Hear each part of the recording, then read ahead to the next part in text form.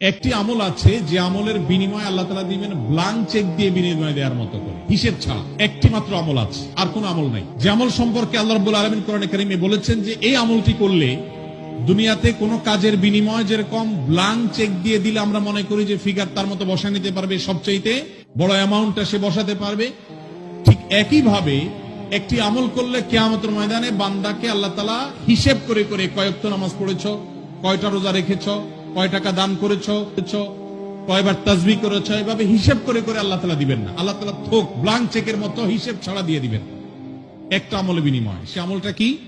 কোরআনে কারীমে আল্লাহ বলেছেন ইন্নামা ইউওয়াফাস সাবিরুনা আজরাহুম বিগাইরি হিসাব। যারা তাদের জীবনে ধৈর্যশীল হিসেবে নিজেদেরকে প্রমাণ করতে পেরেছে। ইবাদত করতেও ধৈর্যের প্রয়োজন হয়, অপরাধ এবং পাপের পথ না মানানোর জন্য ধৈর্যের সংযমের প্রয়োজন হয়, আর বিপদ আপদে কষ্টে তো নিজেকে ধৈর্যশীল রাখতেই হয়।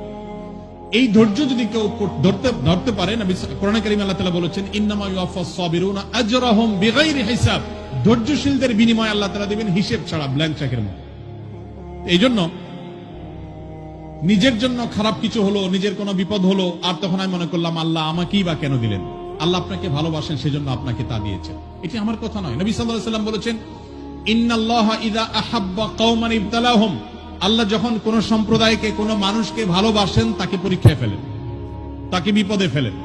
এটা আল্লাহ সুবহানাহু ওয়া তাআলার সিস্টেম। এই জন্য যারা বিপদগ্রস্ত হয়ে আমরা মন খারাপ করি, তাদের জন্য এই সমস্ত হাদিসে রয়েছে সান্ত্বনা।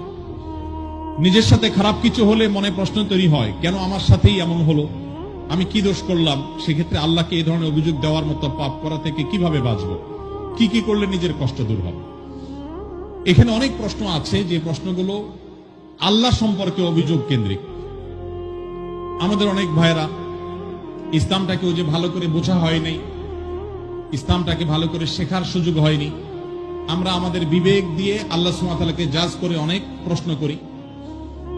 অনেক সময় আমাদের এরকম মনে হয় যে এত মানুষ থাকতে আল্লাহ আমাকেই বা কেন বিপদ দিলেন? একটু আগে যে প্রশ্নের উত্তরে আমরা বলেছি আল্লাহ তাআলা সবচেয়ে বেশি বিপদ দিয়েছেন তার রাসূলদেরকে, তার নবীদেরকে। তাহলে কি আল্লাহ নবী এবং রাসূলদেরকে আল্লাহ অপছন্দ করতেন? নাউযুবিল্লাহ।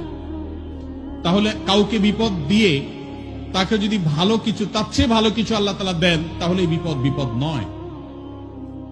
কোন ডাক্তার যদি কোন রোগীকে অপারেশন থিয়েটারে নিয়ে যান, সবকিছু বেঁধে বুঝে তারপরে তাকে কাটাছেঁড়া করার জন্য প্রস্তুতি নেন, খোলা চোখে মেডিকেল সায়েন্স সম্পর্কে মিনিমাম ধারণা না থাকা মানুষের কাছে মনে হবে যে এই লোকটাকেই কেন বেঁধে এরকম কষ্ট দেয়া হচ্ছে।